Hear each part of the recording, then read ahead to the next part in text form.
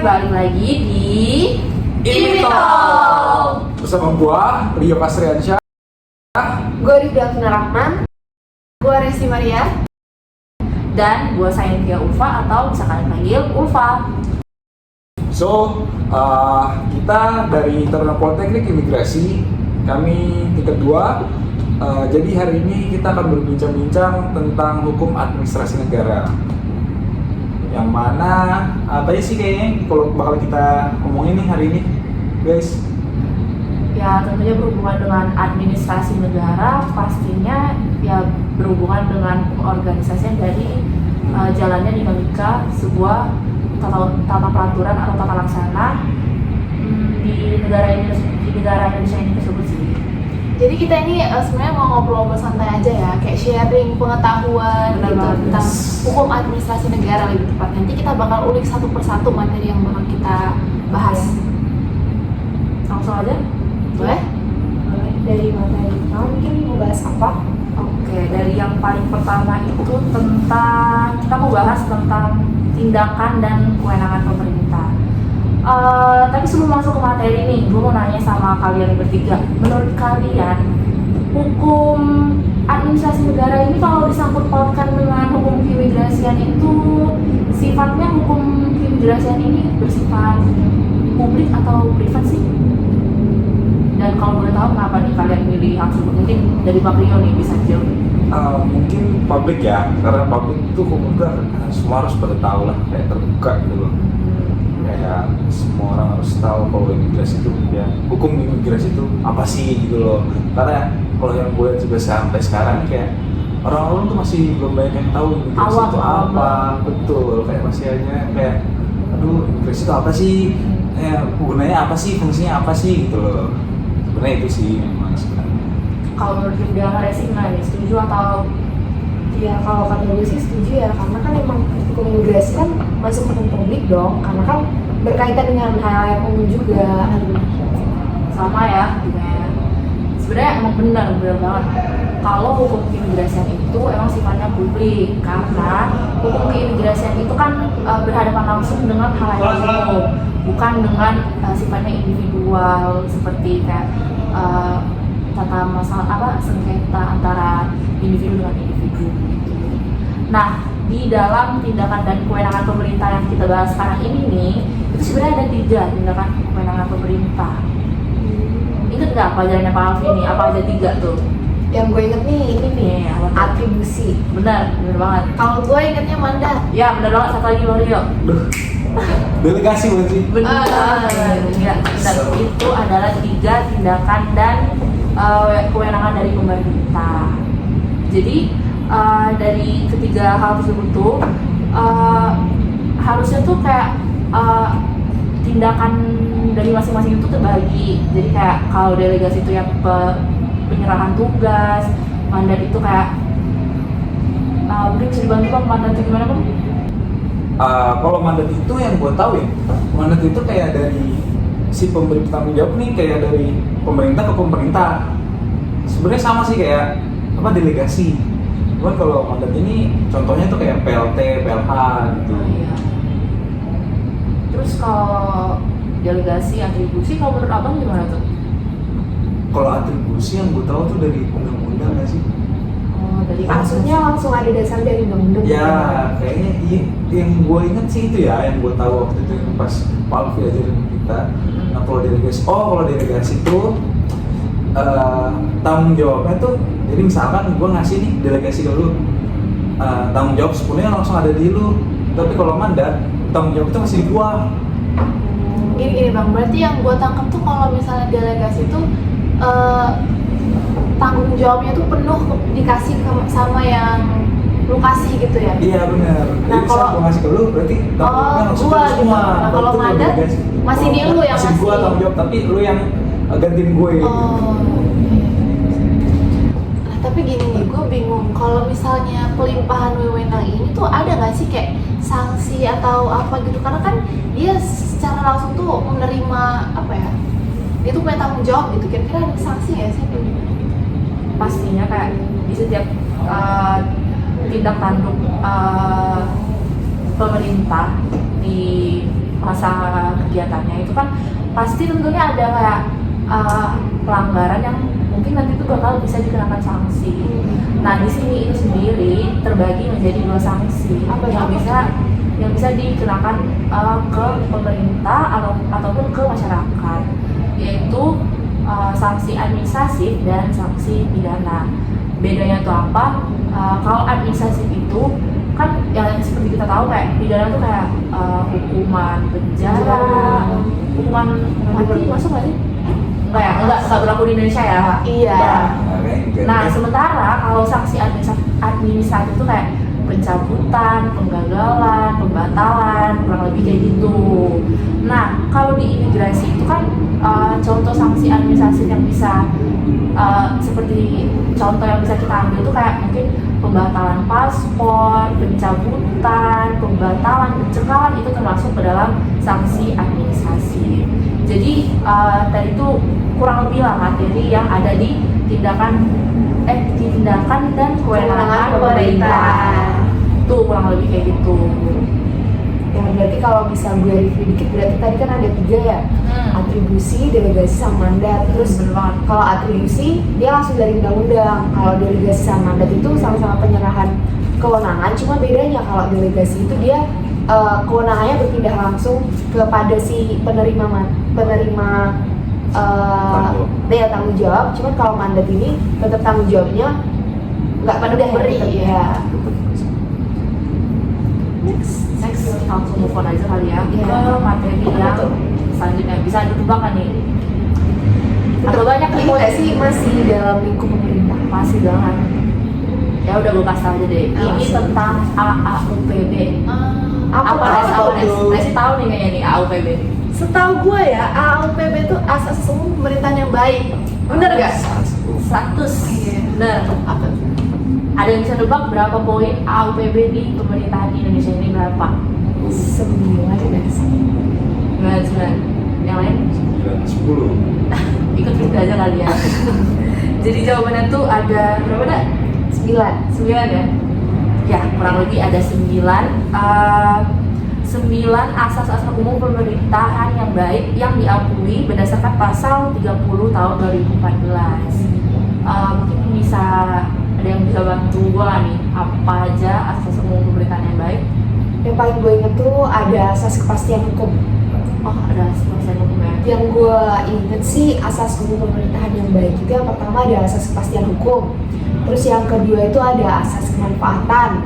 Terus yang ketiga itu ada asas ketidakberpihakan. Sama yang keempat itu ada asas kecermatan. Nah kalau yang gue tahu tuh asas tidak menyalahgunakan wewenang, asas keterbukaan, keterbukaan. terus asas pelayanan yang baik, Ya. terus apa lagi? Udah 9. Oh iya asas udah. kepentingan umum. Oh iya, iya.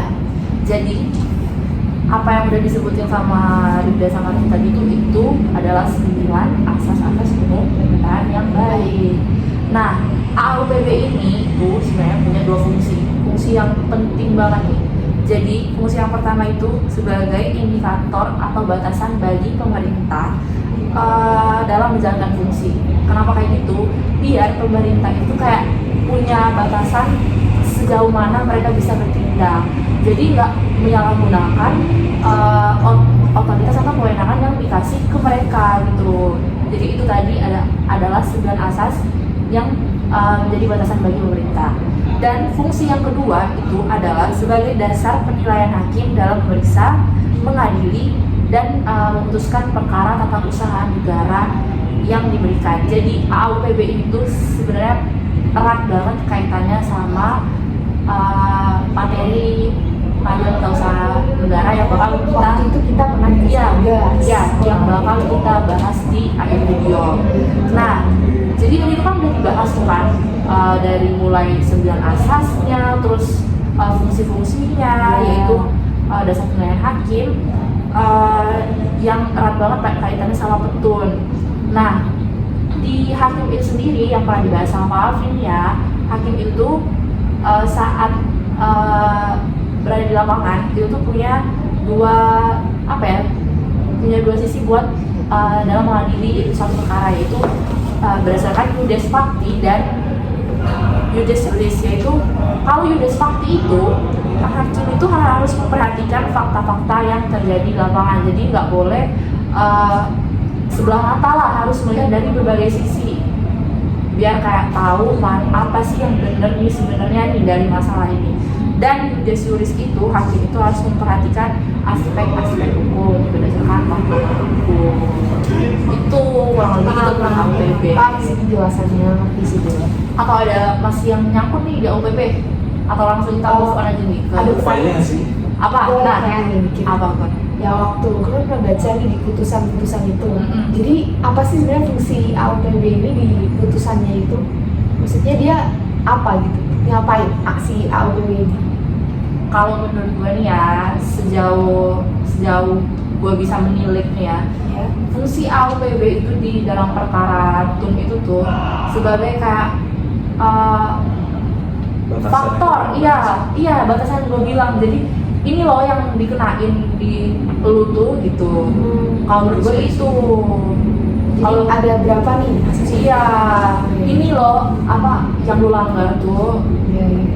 batasan dan yang harus kita lakukan gitu. ya bener Iya, banget. Kayak standar yang harus Iya, dilakukan oleh setiap badan ini. Bener. Ada lagi atau kita langsung clear? Iya. Clear? Next, langsung Kita kita langsung ke materi yang selanjutnya yaitu tentang, ada yang tahu? Apa ya? Yang pasti sih masih pemerintah. Benar, tapi kita bakal ngebahas tentang pemerintah pusat, yaitu kewenangan penyelenggaraan pemerintah pusat. Jadi kewenangan dan penyelenggaraan pemerintah pusat atau Pempus itu bekerja sama dengan pemerintah daerah dalam beberapa urusan. Tapi kalian tahu nggak ada berapa kewenangan pemerintah pusat yang nggak bisa didelegasiin ke Nggak tahu. pemerintah daerah? Pak ada 6. 6. Tahu nggak apa aja 6-nya?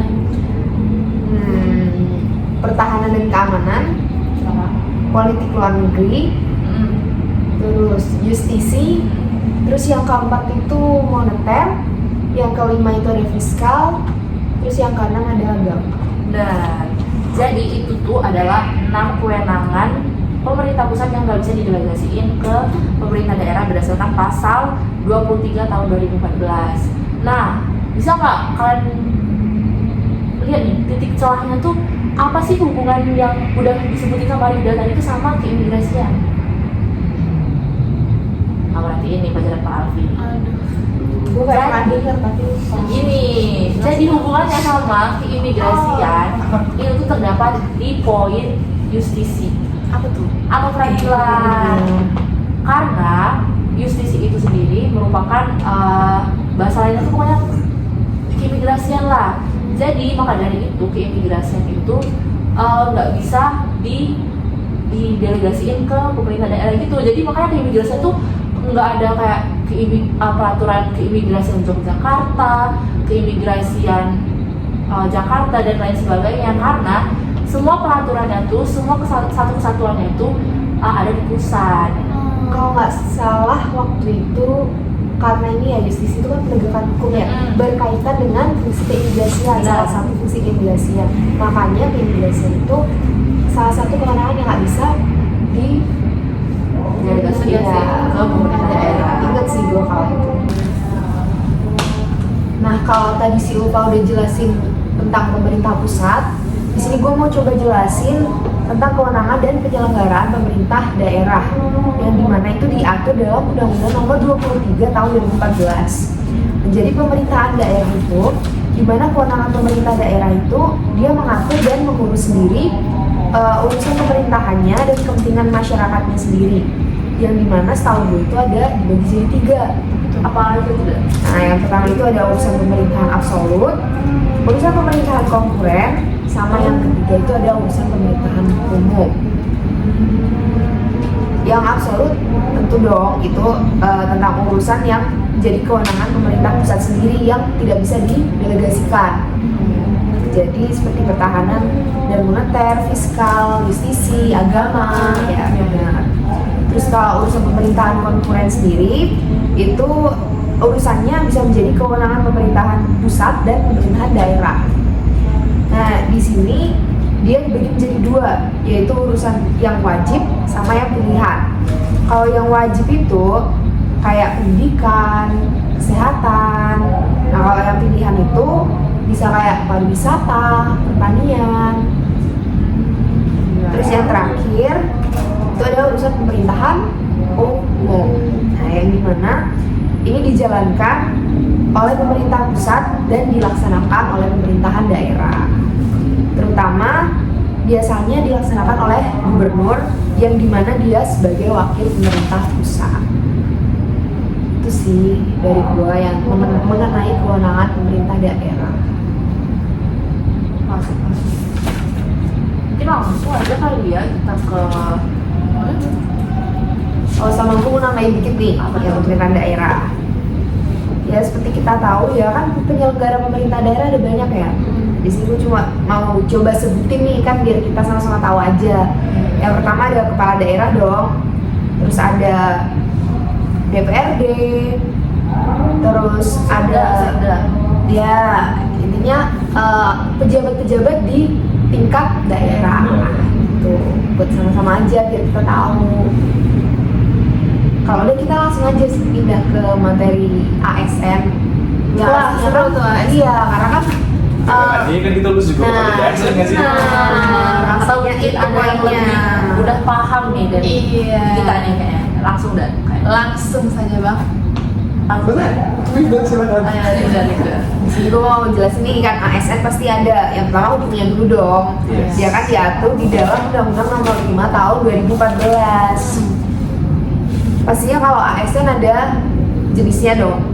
Ada 2 ASN. Ada yang tahu nggak apa aja dibagi jadi 2 ASN itu? Ada jabatan. Belum. Ya, itu terlalu jauh ya. Sorry. Jadi ASN itu kan ada yang PNS Satu sama lagi P3K. Tapi entar nih Dan, gue mau nanya agak ganjel gitu nih. PNS tuh TNI Polri juga termasuk PNS atau enggak ya? Iya tuh, gimana ya? Gimana? Cuman mereka juga punya PNS sendiri juga nggak sih? Iya, maksudnya PNS-nya itu dalam apa ya lingkup TNI Polri-nya. Oh, Itu maksudnya kan ada tentara yang PNS. Oh, iya. Gitu. Kalau kita kan emang yang PNS. Jadi nggak beda ya? Iya. Oke, lanjut. Nah, tadi kan udah dijelasin nih ada PNS sama P3K. P3K. Bedanya itu kalau PNS itu kan artinya dia berstatus sebagai pegawai negeri yang punya gaji, tunjangan, sama dana pensiun dong. Nah kalau P3K tuh gue kemarin ada P3K tuh apa sih? bedanya sama PNS Iya, itu kalau yang gua bedanya. tahu ya, PNS intinya PNS itu diambil sumpahnya gitu. Kita nanti akan diambil sumpahnya. Kalau P3K tuh enggak, jadi dia tuh kayak apa ya, kayak pegawai yang kontrak gitu. Oh iya. Pegawai kontrak tapi dia punya ahli di dalam bidang-bidang tertentu itu. Kalau di kita juga PNS itu yang gue tahu kan nanti kita akan dibagi ya jadi JFT atau JFP. Iya. Nah, JFT itu kan sama sebenarnya. Dia itu kayak analis yang punya ahli lah dalam suatu bidang. Jadi dia akan terus di bidang itu terus, dia akan kemana-mana. Sama, cuman bedanya kalau PNS yang JFT sama yang JFU ya sama P3K itu, ya P3K itu cuma punya kontrak. Jadi dia bisa nanti akan dia ambil kayak apa part-time ambil job-job di luar di bidangnya dia seperti itu. Berarti dia nggak punya ini ya dana pensiun. Iya itu Kayak- pernah denger deh juga sama Iya, itu kan. nih kelebihannya kan bedanya. Karena kan dia kan gajinya dari ini kan suatu badan yang kontrak Yes. dia kan, bukan Betul. dari pemerintah langsung. Berarti termasuk dong ya dana pensiun itu sebagai perbedaan antara PNS dan P3K. Nah terus tadi kan Bang udah nyinggung nih JFU sama JFT itu bedanya gimana sih Bang? Bedanya ya itu aja karena jadi kalau JFT itu mereka nggak akan bisa pindah ke bidang yang lain, terfokus sama apa yang dia ahliin gitu loh. Jadi kalau misalkan dia ahli, misalnya dia dokter nih, dokter muda, nanti akan bertahap tuh terus tuh dia dokter muda, dokter madya, dokter utama gitu. Kalau yang aku tahu ya, karena nantinya dia nggak akan bisa misalnya dari DFT dokter itu dia terus tiba-tiba jadi pemeriksa keimigrasian, itu nggak akan bisa. Setahu karena kalau pemeriksa keimigrasian itu maksudnya ke jabatan fungsional umum, jadi kayak tertentu tuh kayak dokter, perawat gitu-gitu. Ada yang masih mau ditanyain nggak nih seputar ASN? Ada sih. Gimana? Kalau jabatan administrasi sama jabatan fungsional tuh bedanya apa ya, Pak? Ada. Nah jadi di sini kan tadi kita udah bahas ASN ya, paham semua kan? Kita langsung aja dong pindah ke materi selanjutnya. Di sini gue mau bahas keputusan tata usaha negara. Betul. Nah betul. Jadi di sini tuh keputusan tata usaha negara itu bentuknya tertulis yang dikeluarkan oleh pastinya pejabat administrasi negara dalam rangka menjalankan wewenang pemerintah yang diberikan kepadanya oleh peraturan perundang-undangan. Nah, keputusan tata usaha negara ini dia pastinya memiliki dampak hukum yang mengikat serta memiliki pengaruh langsung terhadap hak atau kewajiban seseorang atau badan hukum. Jadi gue coba jelasin nih tentang ciri-ciri keputusan tata usaha negara. Apa dulu tuh? Yang pertama itu pastinya dikeluarkan oleh pejabat tata usaha negara, yang dimana itu pasti dibuat oleh pejabat dalam lingkungan administrasi pemerintahan yang memiliki kewenangan hukum untuk melakukannya. Terus yang kedua, tadi kan gue udah bilang kan keputusan bersifat tertulis. Nah jadi keputusan ini tuh tertuang dalam bentuk tertulis dan memiliki kekuatan hukum. Terus yang ketiga, keputusan ini tuh bersifat individual dan konkret, di mana keputusan tata usaha negara ini ditujukan kepada individu atau badan hukum tertentu yang bersifat konkret dalam artian berkaitan dengan objek atau situasi yang spesifik, bukan bersifat umum. Terus yang terakhir itu keputusan tata usaha negara ini pastinya menimbulkan akibat hukum yang dimana berdampak langsung baik berupa hak, kewajiban maupun status hukum bagi orang atau badan hukum yang dituju. Katanya ada ciri-cirinya nih. Terus sekarang gue mau bahas contohnya. Contohnya itu bisa keputusan pengangkatan dan pemberhentian PNS. Terus ada surat izin usaha yang dikeluarkan pemerintah kepada suatu perusahaan. Terus ada keputusan penetapan izin mendirikan bangunan, keputusan pencabutan kewarganegaraan, sama bisa keputusan pembatalan sertifikat tanah. Terus di sini gue juga mau bahas tentang sifat hukum keputusan tata usaha negara, yang dimana dia itu bersifat final. Artinya dia berlaku mengikat hingga ada keputusan baru yang menggugurkan atau mengubahnya. Nah oleh karena itu keputusan tata usaha negara ini dia itu dapat menimbulkan hukum yang langsung dan pelaksanaannya ini dapat dipaksakan oleh negara. Nah, jadi tuh dalam keputusan tata usaha negara ini juga dapat terjadi proses pembatalan atau sengketa. Sengketa. Iya, maksudnya sengketa. Nah, yang dimana kalau ada pihak yang merasa dirugikan, dia bisa mengajukan gugatan di Pengadilan Tata Usaha Negara. Yang dimana Pengadilan Tata Usaha Negara ini dia memiliki kewenangan untuk memeriksa, mengadili, dan memutuskan sengketa di keputusan tata usaha negara.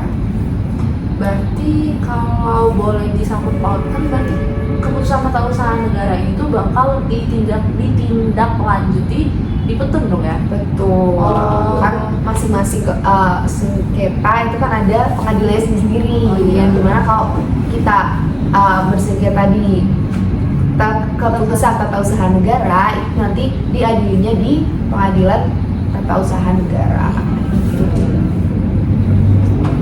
Itu sih, kalian ada mau nambahin? Apa udah clear? Nggak clear sih. Sama sih? Sama sih. Iya. Kita langsung next aja lah. Oh iya, siapa? Nah, bener banget nih apa yang udah dibilangin sama si Uda tadi. Mau nambahin dikit? Karena absolut kewenangan pemerintah pusat itu terhadap keimigrasian karena semua peraturan itu sama. Seperti yang udah dijelaskan juga barusan tuh di setiap daerah. Contohnya tuh kayak gubernur tuh kayak nggak bisa gitu netapin peraturan keimigrasian itu karena atasan dia tuh bukan gubernur gitu. Ya. Nah, berikutnya tentang kewenangan penyelenggaraan Pempus ini, apa hubungannya tuh kayak pemerintah pusat yang lain dengan keimigrasian ini? Instansi lain nih, ada yang bisa nebak nggak kira-kira? Ikut banget nih. Ibu-ibu tuh. Lomba tiga. Iya, yang TNI ya. Iya, TNI Polri. Apa nih kira-kira Bang Rio apa? Kalau Pengawasannya itu. Polri apa? Untuk pengawasan orang asing. Plus pendidikan. Kalau Polri apa nih Res? TNI. Ini ya menjaga perbatasan. Benar. Jadi kalau kalau Polri tadi itu tentang pendidikan, kalau TNI itu di menjaga perbatasan di darat, laut, udara juga bisa. Tapi nggak cuma dua itu aja dong. Instansi pemerintah pusat tuh kayak BPK itu kayak audit, terus juga ada keuangan, Kemenku bener banget, terus ada DPR kayak RUU lah apa segala macam gitu. Jadi itu tadi yang berkaitan dengan kewenangan dan penyelenggaraan pemerintah pusat. Kita langsung next ke materi yang selanjutnya mungkin bakal dipimpin sama siapa nih? Nah, sekarang kita boleh bahas tentang peraturan kebijaksanaan atau diskresi. Kalian tahu nggak apa itu diskresi? Kayak pernah disebut Pak Alfi tapi kok lupa ya. Nah, ya, jadi gua kasih tahu aja ya langsung ya. Nah, jadi dalam konteks pemerintahan itu diskresi atau peraturan kebijaksanaan itu adalah kewenangan yang diberikan oleh pejabat atau lembaga pemerintah untuk membuat keputusan atau tindakan tertentu dalam hal-hal yang tidak secara jelas diatur oleh undang-undang atau peraturan yang berlaku. Nah, diskresi ini memungkinkan pejabat tersebut untuk menyesuaikan keputusan dengan situasi dan kondisi yang ada, dengan tujuan untuk mencapai hasil yang adil dan efektif dalam pemerintahan. Nah, ada nih ciri-ciri diskresi. Gua akan sebutin. Yang pertama itu adanya kebebasan memilih. Jadi pejabat publik itu atau lembaga yang diberi kewenangan diskresi memiliki kebebasan untuk memilih berbagai pilihan atau tindakan yang paling sesuai dengan situasi, meskipun tidak diatur secara rinci dalam peraturan. Yang kedua itu tergantung pada kondisi tertentu. Diskresi ini biasanya digunakan dalam situasi yang tidak terduga atau situasi yang tidak sepenuhnya dijelaskan dalam peraturan yang ada, sehingga pejabat harus mengandalkan penilaian mereka sendiri. Nah, yang ketiga itu tujuan untuk kepentingan umum. Nah, keputusan yang diambil dengan menggunakan kewenangan diskresi harus tetap memprioritaskan kepentingan publik dan sesuai dengan prinsip-prinsip keadilan, objektivitas, dan kemanfaatan. Lalu tidak bertentangan dengan hukum. Walaupun memberi kebebasan, penggunaan diskresi ini tuh harus berada dalam koridor hukum yang berlaku. Lalu ada contoh penggunaan diskresi. Contohnya itu yang pemberian izin, misalnya pejabat yang berwenang dalam bidang perizinan dapat menggunakan diskresi untuk memutuskan apakah akan memberikan izin kepada usaha atau tidak. Nah, ini tuh nanti berdasarkan pertimbangan situasi lokal, sosial, atau ekonomi, meskipun tidak ada ketentuan yang secara langsung mengatur tentang situasi tersebut. Lalu tidak boleh bertentangan dengan tujuan dan ketentuan hukum yang lebih tinggi. Nah, jadi diskresi ini tuh tidak boleh melanggar hukum yang lebih tinggi atau prinsip keadilan dan kesetaraan. Jadi dia itu harus berdasarkan pertimbangan yang rasional dan objektif. Nah, keputusan yang diambil ini nantinya harus didasarkan pada pertimbangan yang masuk akal dan juga objektif, bukan berdasarkan kepentingan pribadi atau sewenang-wenang nih. Jadi secara kita bisa bilang itu dapat diawasi. Keputusan ini tuh tetap diawasi dan dievaluasi oleh lembaga pengawas atau pengadilan untuk memastikan bahwa fungsi tersebut tidak disalahgunakan. Nah, pentingnya adanya diskresi ini tuh dalam konteks pemerintahan karena memberikan fleksibilitas kepada pejabat publik untuk menanggapi situasi yang unik atau tidak terduga yang tidak dapat diprediksi oleh peraturan yang ada. Itu sih tentang diskresi. Oh, jadi Ada tanggapan? gue mau nanya dikit nih. menurut apa yang udah dijelasin sama Lesi tadi, kalau menurut gue sih diskresi itu kayak kebebasan pengambilan keputusan ya. Iya, kepada pejabat yang berwenang Iya, lah. dikasih kayak kebijakan nih bebas gitu. Hmm. Tapi kalau di keimigrasian ini kalau mau kita kaitin nih, menurut kalian itu kayak agak berbahaya gitu nggak sih? Soalnya kan kayak ini pejabat pejim nih, dikasih Iya. kayak kebebasan gitu kan. Misalnya mau kayak ada orang nih kan bikin salah gitu kan, harusnya di TAK atau di pidana atau di gimanain kayak itu kan nggak ada kayak penetapannya ya sejauh mana gitu kan. Menurut gue sih kayak itu agak masuk ke sisi. Nah, iya kan. Jadi Tapi kan. tadi tuh tertulis di sini tuh itu tuh harus dijalankan sesuai dengan koridor masing-masing. Oh, Nah, tuh jadi ada batasan gitu oleh pejabatnya ini nggak bisa sewenang-wenang, nggak bisa kayak pendapat pribadinya. Jadi dia tuh tetap ada apa ya aturan dan batasan lah yang harus diikuti si pejabat yang melaksanakan wewenang tersebut. Paham nih? Harus. Paham. Jadi emang gue awal mikir kayak UNPAD tapi begitu ada tadi dijelasin iya. masuk sini. Tetap ada batasan. Terjawab pertanyaan. Oke, kita bisa next. Next. Ke topik selanjutnya. Apa tuh Res, kalau boleh tahu? Nah, selanjutnya itu perizinan.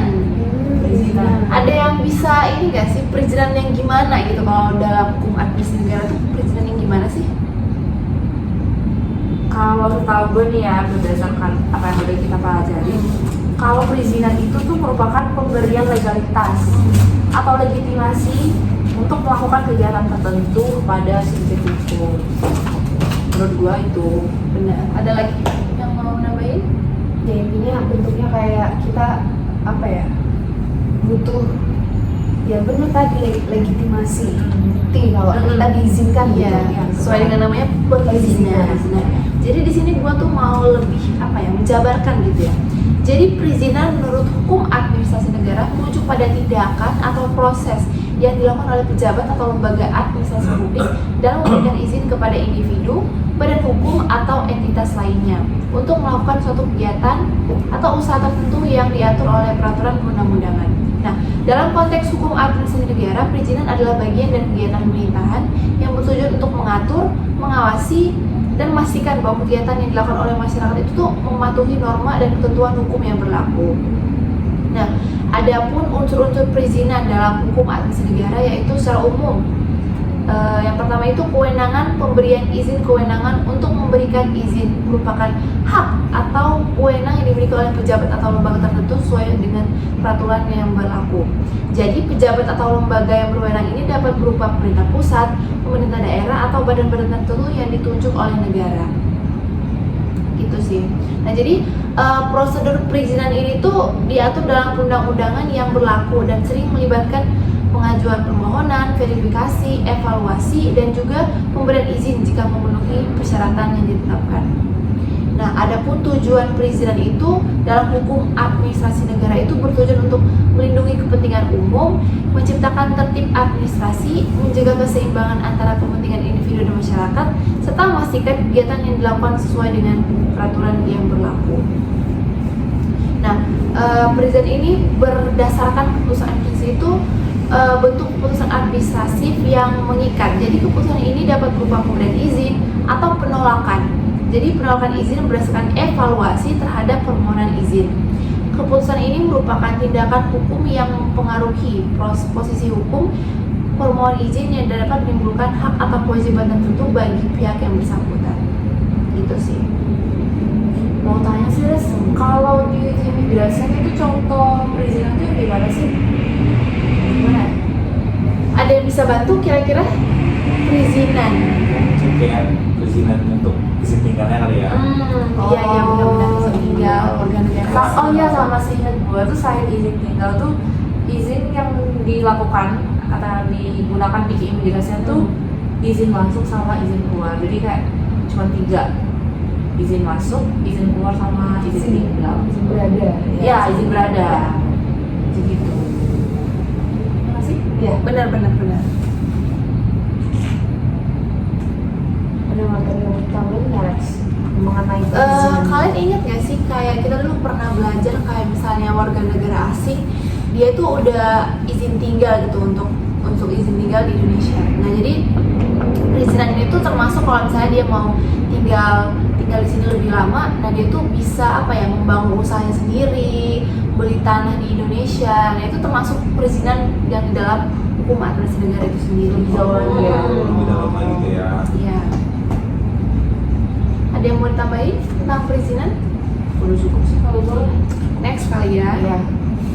Nah di gua tuh materi yang bakal gua angkat yang terakhir itu sanksi-sanksi dalam hukum administrasi negara. Jadi kita dari awal Kalau sanksi-sanksi ini ngomongnya kayak agak wah, Iya. seru ya ngomongin sanksi. Ya, kena sanksi apa gimana nih? 1, 2, 3. Nah, kita masuk ke sanksi-sanksi dalam hukum administrasi negara. Jadi kalau bicara sanksi nih berarti konsekuensi ya, konsekuensi hukum. berarti ada yang dilanggar. Iya, ada yang dilanggar. Nah, jadi sanksi dalam hukum administrasi negara itu adalah konsekuensi hukum yang diterapkan terhadap individu, badan hukum ataupun pejabat administratif negara yang melanggar aturan atau kewajiban administrasi yang ditetapkan oleh peraturan perundang-undangan. Nah, adanya sanksi ini tuh bertujuan untuk memastikan bahwa tindakan administratif dijalankan sesuai dengan hukum yang berlaku dan untuk menegakkan kepatuhan terhadap peraturan yang ditetapkan oleh pemerintah. Nah, sini gue akan nyebutin beberapa sanksi administratif. Apa aja tuh, Res? Yang pertama itu sanksi administratif, yaitu sanksi yang dikenakan dalam bentuk tindakan administratif atau kebijakan oleh pemerintah atau pejabat administrasi negara terhadap individu atau badan hukum yang melanggar ketentuan administratif. Nah, jadi sanksi administratif ini tuh lebih ke bersifat non pidana ya, sesuai dengan namanya administratif dan tidak melibatkan proses pengadilan dalam konteks hukum pidana. Contohnya itu pencabutan izin, pembekuan izin, denda administratif, teguran tertulis atau lisan, penghentian sementara, perbaikan atau pemulihan. Jadi itu contohnya. Nah, yang kedua itu sanksi pidana. Jadi selain sanksi administratif ini, dalam hukum administrasi negara juga dapat ditetapkan sanksi pidana nih jika pelanggaran administratif berujung pada tindak pidana. Pelanggaran administratif yang berat itu terutama yang melibatkan penyalahgunaan wewenang atau perbuatan melawan hukum yang merugikan kepentingan umum dapat diproses dalam ranah hukum pidana. Contohnya itu pidana penjara, denda pidana, dan pencabutan hak tertentu. Yang ketiga, sanksi perdata. Jadi selain sanksi administratif dan pidana, ada juga sanksi perdata. Jadi sanksi perdata itu berupa ganti rugi atau tindakan lain untuk memperbaiki kerugian yang ditimbulkan akibat pelanggaran administratif yang dilakukan. Contohnya itu yaitu tadi ganti rugi, pembatalan perjanjian. Itu sih kalau mengenai sanksi-sanksi. Ada tanggapan nggak sih soal mengenai sanksi ini? 3 sanksi tadi. Gua agak inget nih yang di sanksi administratif tadi tuh, setahu gue ya dari apa yang udah kita belajarin sama Pak Afri, dikasih Pak Raffi, itu tuh sanksi administratif itu tuh diatur kalau nggak salah di pasal 75 ayat 2, dan itu tuh ada beberapa sanksi yang diatur, yaitu yang pertama itu tentang deportasi, pembatasan, cekal, perubahan, biaya beban, dan berada di wilayah tertentu. Mau nambahin dikit nih tadi tuh di bagian sanksi administratif. Kalau gue sih itu. Ada lagi? Udah sih. Udah sih. Udah. Cukup. Pokoknya tuh sanksi ya, kalau misalnya ada peraturan dilanggar ya pasti kena sanksi gitu. Dan Jadi sanksi di dalam ranah hukum Iya. administrasi negara. Oke, next. Oke. Mario boleh? So next. Kita kayaknya udah ada di ujung acara nih. Iya, itu topik terakhir sebetulnya. Klimaksnya Iya. ada di Bang Rio nih. Teman-teman bisa Asik nih. fokus nih kayaknya. Nih, topik yang terakhir yang bakal gua omongin kali ini adalah peradilan tata usaha negara. Tuh, Apa Menarik banget. petun? Jadi petun ini, kalian tau gak sih dulu tuh kalau petun ini sebenarnya tuh masih ada di kayak satu departemen sama kita. Kita kan ada di tadi kan di Kementerian Hukum dan HAM. Petun tuh kan di bawah Mahkamah Agung. Iya. Petun itu dulu tuh masih ada satu departemen loh. Cuman bisa sama kita tahun 2004. boleh yang menebak menarik tidak? ya, gue baru tahu. Iya, baru denger juga. Oh, Itu loh. Kalian baru tahu? Baru tahu. Saya baru tahu. Jadi Iya, sebenarnya petun ini di gua awam banget sih. Saya cuma tahu kayak pengadilan agama, pengadilan. Jarang. Iya, aku Jarang baru tahu banget. tata usaha negara itu apa sih gitu loh Iya. ya. Lebih kayak gimana ya? Petun itu tuh kayak cuman tentang sengketa-sengketa yang tadi yang udah diomongin sama Linda sebenarnya. Jadi tuh kayak petun ini, ya oke, gue jelasin lah ya. Petun tuh kayak lembaga peradilan yang menangani sengketa tata usaha negara. Jadi petun ini kayak sama kayak mahkamah. Gak apa-apa bang. Petun adalah lembaga peradilan yang menangani sengketa tata usaha negara. Jadi petun merupakan bagian dari kekuasaan kehakiman yang berfungsi untuk menyelesaikan sengketa antara warga negara dan pemerintah. Nah, ini fungsi dan tugas dari petun. Yang satu ada memeriksa, memutus dan menyelesaikan sengketa tun atau tata usaha negara. Lalu yang kedua, mengontrol tindakan pemerintah yang melanggar ketentuan administrasi. Lalu yang ketiga, melakukan pembinaan pegawai, hakim dan pejabat struktural dan fungsional. Yang keempat, mengawasi pelaksanaan tugas dan tingkah laku pegawai dan hakim. Jadi sengketa tun yang ditangani petun adalah sengketa yang timbul antara orang atau badan hukum, perdata dengan badan atau pejabat tata usaha negara. Jadi itu petun itu jadi sebenarnya kayak yang diurusin sengketa. Iya, intinya dia ngurusin masalah sengketa tata usaha negara. Yes. Nah, nih klasifikasi perkara tunnya nih. Iya. Satu, ada ngurusin masalah pertanahan,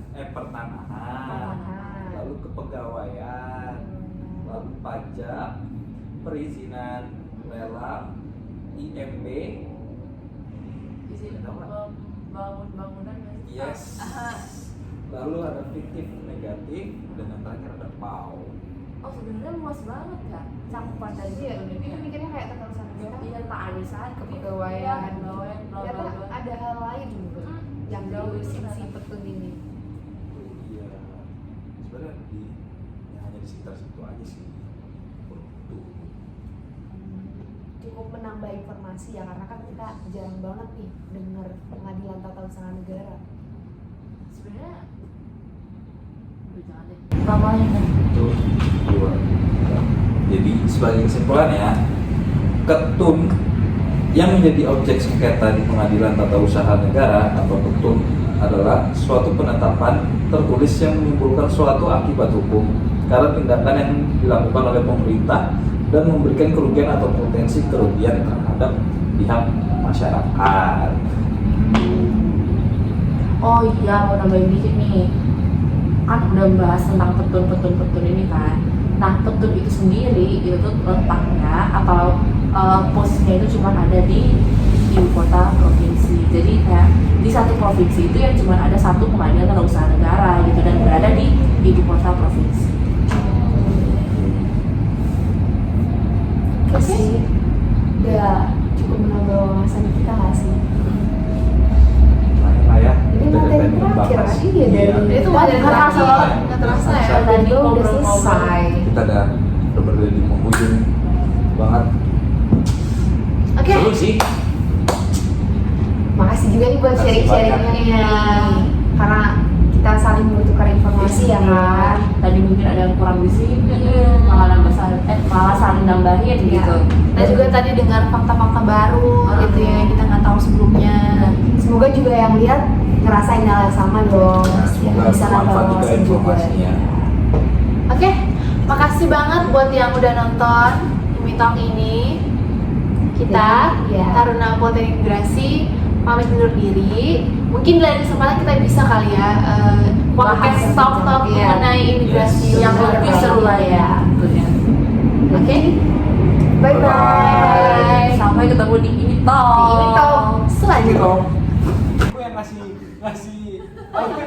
Ya nanti materi lu kasih materi gue. gitu ya. Gak apa-apa bang. Improve aja sih. Improve aja.